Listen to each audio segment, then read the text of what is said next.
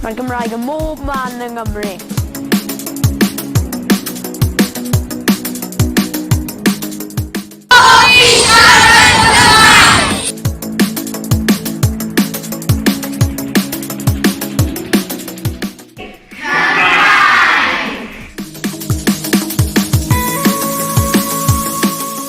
Os o ti'n gweld bobl yn gwisgo bathodyn iaith gwaith, di am i ti siarad Cymraeg gyda nhw.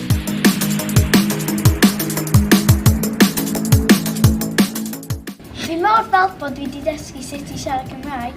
Cofiwch siarad Cymraeg bob amser mwyn cyrraedd targed Llywodraeth Cymru.